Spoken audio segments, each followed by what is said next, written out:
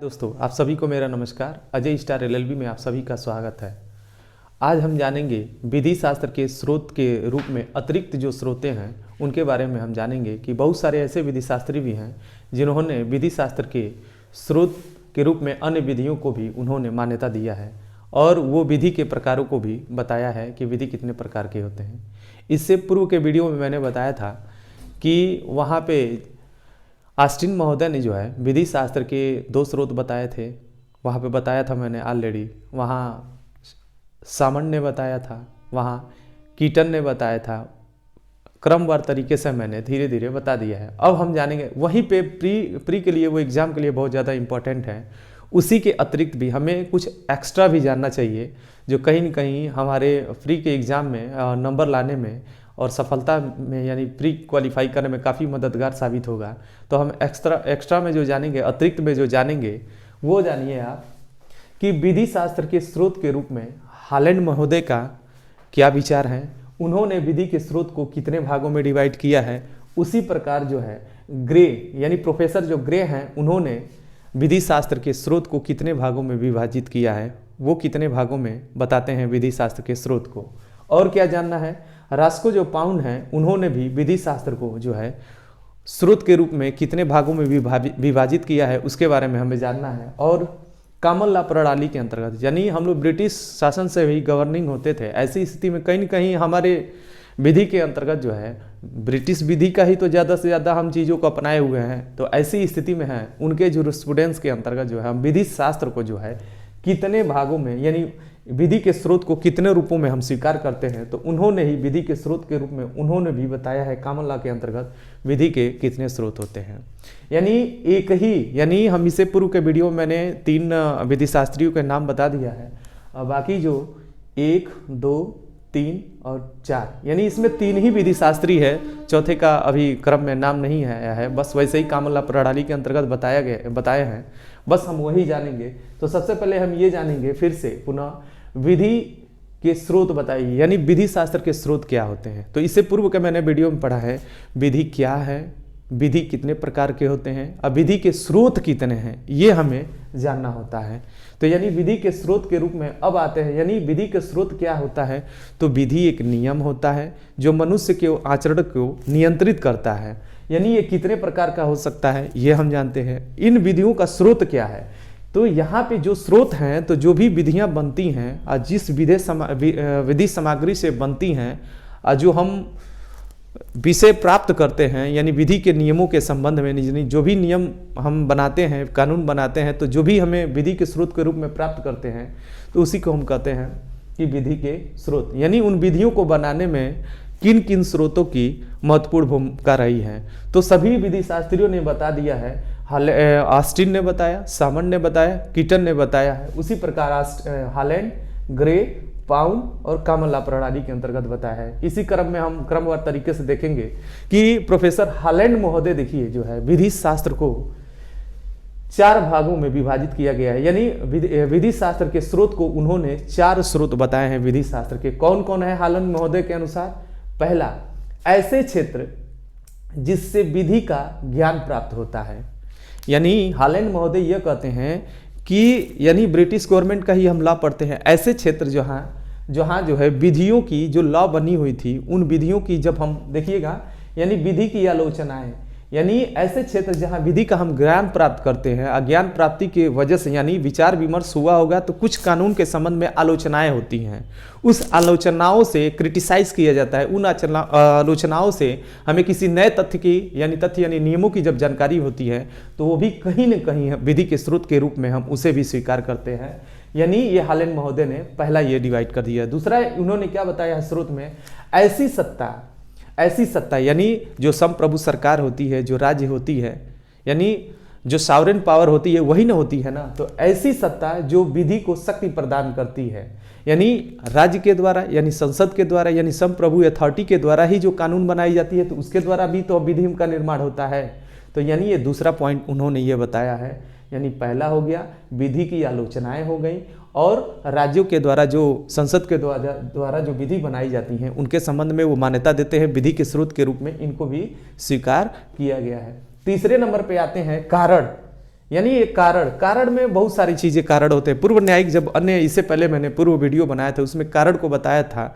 ऐतिहासिक भी कारण हो सकता है, रूढ़ी भी हो सकती है कारण, नैतिक भी कारण भी हो सकता है, बहुत सारे कारण हो सकता है।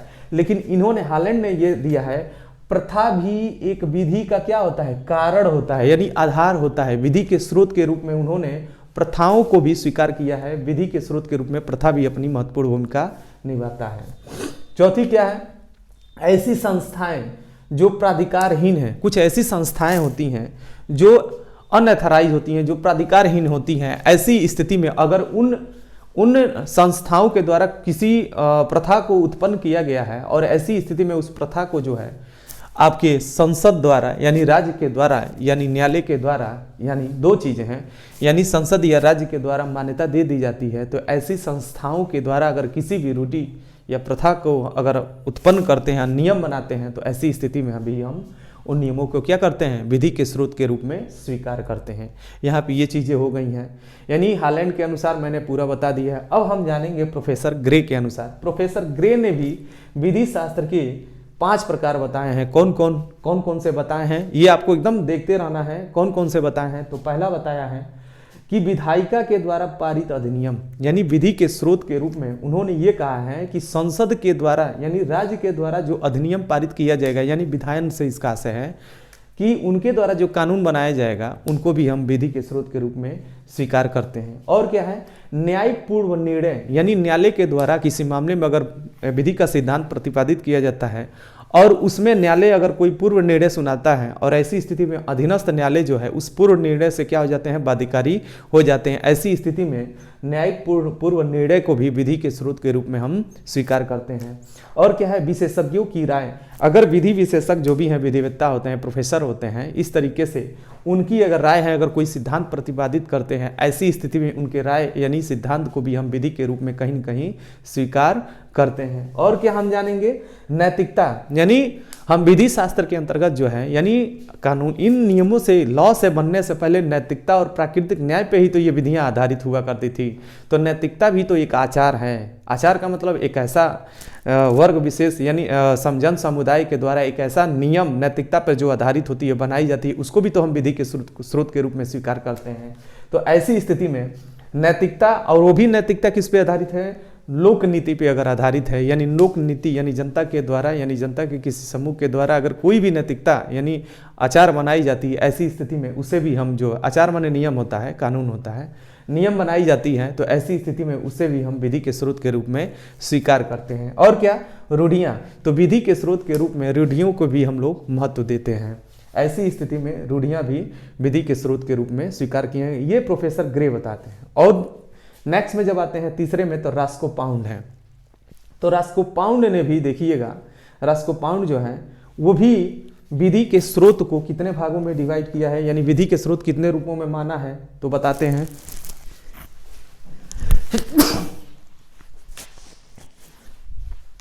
तो यहाँ पे देखिए, रास्कोपाउंड जो है विधि के स्रोत को कितने भागों में डिवाइड किया है, तो इन्होंने कहा है विधि के 6 स्रोत बताए हैं। कौन कौन से हैं, धर्म है यहाँ, और क्या है, साम्या है, और क्या है, प्राकृतिक विधि है, और क्या है, न्याय निर्णय है, और क्या है, वैधानिक विचार विमर्श, और क्या है, विधान हो। अब ये धर्म का आशय क्या है, आप खुद देख लीजिए। यानी विधि शास्त्र, जो विधि आप पढ़ते हैं, तो हमारे हिंदू धर्म में भी तो अपनी रूढ़ि प्रथाएं या नियम होते हैं। जब हिंदू लॉ पढ़ते हैं तो उसमें प्राथमिक नियम होते हैं या द्वितीयक नियम होते हैं, जिसमें श्रुति को मनुस्मृति वगैरह पढ़े होंगे, नारद स्मृति वगैरह पढ़े होंगे।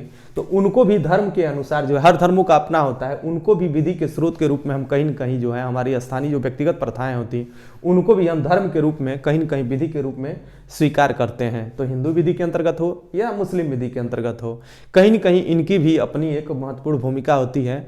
तो हमारे हिंदू धर्म में भी कुछ नियम बने हुए हैं, शास्त्र बने हुए हैं, वेद बने हैं, वेदांग बने हैं, स्मृति बने हैं, भाष्य हैं, रचनाएं हैं, ये सब के सब उसी के अंतर्गत आ जाते हैं। इनको भी विधि के स्रोत के रूप में हम लोग क्या करते हैं, स्वीकार करते हैं। और क्या, साम्या, यानी न्यायालय जब अपनी मस्तिष्क का प्रयोग करके जब कोई नए सिद्धांतों का प्रतिपादन करता है, कानून का व्याख्या करते समय नए सिद्धांतों या अपने विवेक से जब निर्णय सुनाता है, ऐसी स्थिति में कुछ न कुछ नए ऐसे विचार रखता है जिसे सरकार को मानने होते हैं। ऐसी स्थिति में वो जो है उसको भी विधि के स्रोत के रूप में हम लोग स्वीकार करते हैं।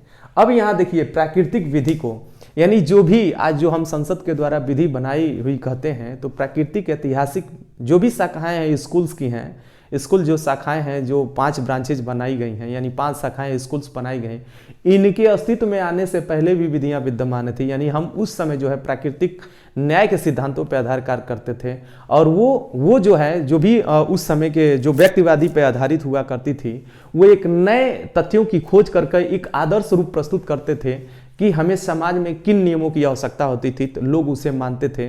तो कहीं न कहीं आज भी हमें कानून में देखने को मिलता है, इन सिद्धांतों का भी हम विधि के स्रोत के रूप में स्वीकार करते हैं। यानी प्राकृतिक नियमों को भी हम विधि के स्रोत के रूप में, जैसे पक्षपात का नियम हुआ, आप इस्टेब्लिश्ड बाय लॉ प्रोसीजर जो है उसका नियम हुआ, तो ये बहुत सारी चीज़ें हैं। यानी प्राकृतिक सिद्धांतों को भी हम विधि के स्रोत के रूप में स्वीकार करते हैं। और न्यायालय वही न्यायिक पूर्व निर्णय का ही एक पार्ट है, यानी उसी को ही बोलते हैं पूर्व निर्णय या न्यायिक निर्णय को भी हम विधि के स्रोत के रूप में स्वीकार करते हैं।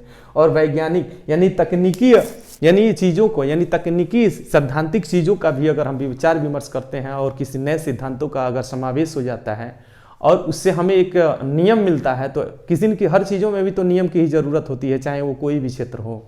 ऐसी स्थिति में उन तकनीकी यानी वैज्ञानिक चीज़ों को भी हम विधि के स्रोत के रूप में स्वीकार करते हैं। यानी संसद के द्वारा अगर बनाई गई विधि है तो वो भी तो तकनीकी ही शब्दों का प्रयोग किया गया है, मैकेनिज्म का ही तो प्रयोग किया गया है। ऐसी स्थिति में उसे भी हम विधि के स्रोत के रूप में स्वीकार करते हैं। अब क्या हो गया है, यहाँ पे 6वें नंबर पे विधायन आता है, तो विधायन को भी विधि के स्रोत के रूप में मान्यता दिया गया है। विधायन एक प्रोसेस है जिसके माध्यम से हम विधि का निर्माण करते हैं और वो हम पे लागू हो जाती है। ये चीज़ें होंगी। और कॉमन लॉ प्रणाली के अंतर्गत वही सेम है, यानी ऐसा विधान अगर संसद के द्वारा ऐसी कोई विधि बनाई गई है और वो जो विधि बनाई गई है कहीं न कहीं वो संविधान की चीज़ों को भी वो सम्मिलित करते हुए ऐसी विधि बनाई जाती है। कहीं न कहीं हमारे मूल अधिकारों को तो प्रोटेक्ट करते हुए कोई न कोई अधिनियम बनाया जाता है, तो कहीं न कहीं संविधान की तत्वों का भी तो समावेश करते हैं संविधि में। तो ऐसी स्थिति में संविधियों यानी संसद के द्वारा बनाई गई विधियों को भी तो हम स्वीकार करते हैं, तो इन्हें भी हम क्या कहते हैं, विधि के रूप में हम स्वीकार करते हैं। ये कॉमन लॉ प्रणाली के अंतर्गत। और क्या है, न्यायिक निर्णय, वही पूर्व निर्णय जो है, जो निर्णय है, जैसे उच्चतम न्यायालय का निर्णय है जो सभी अधीनस्थ न्यायालयों पर क्या बाध्यकारी होगा, तो पूर्व निर्णय जो होता है अधीनस्थ न्यायालयों पर हमेशा क्या होता है, बाध्यकारी होता है। अब आते हैं प्राधिकारिक पुस्तक। यानी प्राधिकारिक पुस्तक का मतलब ये होता है कि सरकार यानी राज्य यानी या संस्थाएं जो कॉम्पिटेंट हो, अथॉरिटी जिसके पास हो, यानी प्राधिकार रखता हो, अगर कोई टेक्स्ट बुक लिखा गया हो तो क्या हम उस टेक्स्ट बुक को जो है विधि के स्रोत के रूप में स्वीकार कर सकते हैं। जैसे कॉन्ट्रैक्ट में कैलाश राय वगैरह की पुस्तक है, जूरिस्प्रूडेंस में टीपी त्रिपाठी का, परांजपे का है, तो क्या इनको हम विधि के स्रोत के रूप में स्वीकार कर सकते हैं, जो भी पुस्तकें लिखी जाती हैं विधि के स्रोत के रूप में। तो ऐसी स्थिति में इनको भी हम विधि के स्रोत के रूप में हम स्वीकार करते हैं। यानी हम ये जो है 1, 2, 3 चारों चीज़ों को मैंने, यानी विधि के स्रोत के सभी लोगों के जो विचार में विधि शास्त्री उनके स्रोतों को मैंने बता दिया है कि किसने कितने भागों में, यानी हालैंड ने 4 भागों में विधि के स्रोत बताए हैं। 4 स्रोत होते हैं। पहला एक आलोचना है, विधि की आलोचना, दूसरा राज्य हो गया, तीसरा हो गया प्रथाएं हो गया, और ऐसी संस्थाएं जो प्रथाओं को मान्यता देती है। ग्रे ने कितने भागों में डिवाइड किया है, विभाजित किया है, तो 5 रूप में विधि के स्रोत के रूप बताए हैं। पहला संसद द्वारा न्यायिक पूर्ण निर्णय, विशेषज्ञों की राय, नैतिकता के सिद्धांत जो लोक नीति पर आधारित हो, और रूढ़ियों को भी ये स्वीकार करते हैं। और रास्कोपाउंड भी जो है धर्म, साम्य, प्राकृतिक, विधिक, न्यायिक निर्णय, वैज्ञानिक विचार विमर्श और विधान। और क्या दिया है, ऐसा विधान जिसमें संविधान के कुछ तत्व को समाहित किया गया है, और न्यायिक पूर्व निर्णय और प्राधिकारिक पुस्तकें जो हैं, ये कुल मिला के ये विधि शास्त्र के ये स्रोत को बताते हैं। यानी जब देखिए विधि हम जानते हैं, विधि एक नियम है जिससे मनुष्य के आचरण को हम नियंत्रित करते हैं। तो हम विधि शास्त्र के अंतर्गत पढ़ते क्या हैं, उसी विधि के यानी उन्हीं नियमों को बस हम क्या करते हैं, क्रमबद्ध तरीके से हम उसको तैयार करते हैं कि विधि क्या है, विधि के कितने प्रकार हैं, विधि के कैसे कितने स्रोत हैं, और हर विधि शास्त्रियों ने अपने स्रोत वगैरह को बारे में बताया है। ये क्या होता है ना कि जो भी अगर अच्छा अधिवक्ता अगर कोई बनना चाहता है, एकदम बेस्ट लॉयर बनना चाहता है, वो विधि का ज्ञाता बनना चाहता है, या न्यायालय है, कोई भी न्यायालय अपना निर्णय सुनाता है, ऐसी स्थिति में यानी अधिवक्ता यानी जो एडवोकेट होते हैं और प्लस न्यायालय होते हैं, इन दोनों को विधि की जानकारी होनी चाहिए। और इन्हीं विधि की जानकारी के आधार पर कोई भी न्यायालय जो है किसी मामले में, चाहे वो आपराधिक हो या सिविल हो, चाहे कोई भी न्यायालय है, वो निर्णय लेने में क्या होते हैं, समर्थ होते हैं। तो उनको पहले तो हमें स्रोत तो जानना होगा, उनको विधि क्या है ये तो जानना होगा, विधि कितने प्रकार की होती हैं, विधियों का निर्णय का आधार क्या होता है ये उनको जानना होता है।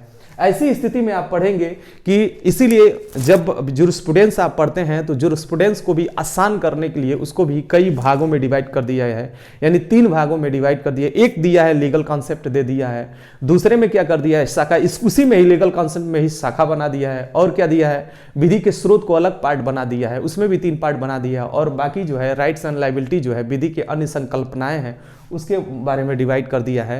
तो उनको जब हम कहीं न कहीं विधि के स्रोत के रूप में जब हम विधायन पढ़ते हैं तो अलग से हम विधायन का भी चैप्टर पढ़ते हैं, रूढ़ि पढ़ते हैं तो रूढ़ि को भी अलग से हम पढ़ते हैं। तो विधायन में एक अधीनस्थ सर्वोच्च विधायन होता है, अधीनस्थ में, ये अलग अलग चैप्टर के रूप में हम पढ़ते हैं।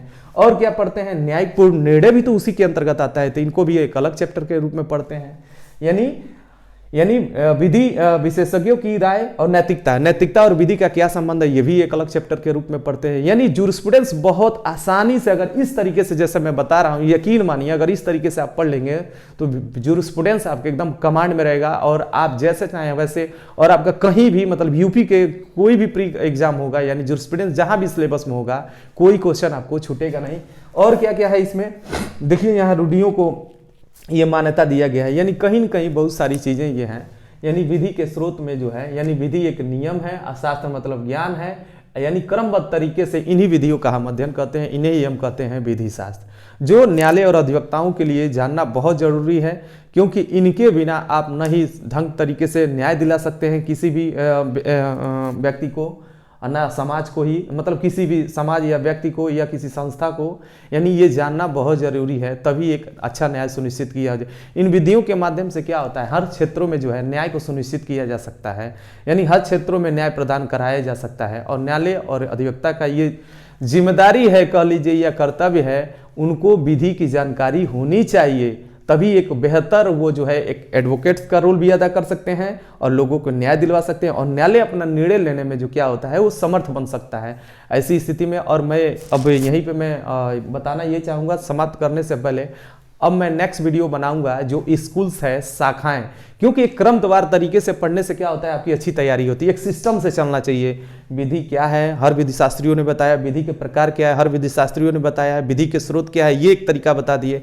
अब इसी क्रम में मैं बताऊंगा स्कूल्स यानी शाखाएं, यानी उनको भी, यानी सभी ऐतिहासिक विचारधारा, विश्लेषणात्मक विचारधारा, समाजशास्त्री विचारधारा, और क्या है यथार्थवादी विचारधारा जो है, और आदर्शवादी विचारधारा, यानी ये 5 तरीके की जो स्कूल्स हैं, शाखाएं हैं, इस सभी ने क्या किया है, ये भी कहीं न कहीं ये शाखाएं ही तो विधि हैं, और सभी ने विधि को ही सपोर्ट करने का प्रयास किया है, यानी कहीं न कहीं वो शाखाएं भी विधि के एक स्रोत ही है। एक तरीका से देखा जाए सभी लोगों ने ये विधि के स्रोत को बताने का प्रयास किया है।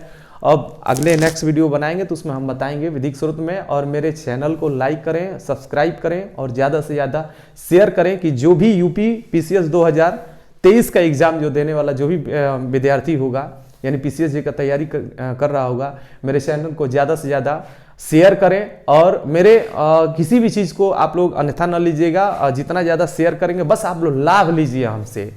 जो मैं पढ़ा रहा हूँ अच्छे से प्री के यूपी PCSJ का, ये ना हल्के में ना कोई चीज़ों को लेना चाहिए। कोई भी अगर टीचर पढ़ाता है बस उसको कंठस्थ होकर समझेंगे तो आपको हर वो चीज़ आसानी से आ जाएगी और विधि शास्त्र आपके कमांड में होगा। यकीन मानिए आप पोस्ट ले लेंगे, एक PCSJ बन जाएंगे, यानी सिविल जज आप बन जाएंगे। इसी के साथ अपनी बात को हम समाप्त करते हैं। मेरे चैनल को लाइक करें, सब्सक्राइब करें और शेयर करें ज़्यादा से ज़्यादा। बहुत बहुत धन्यवाद।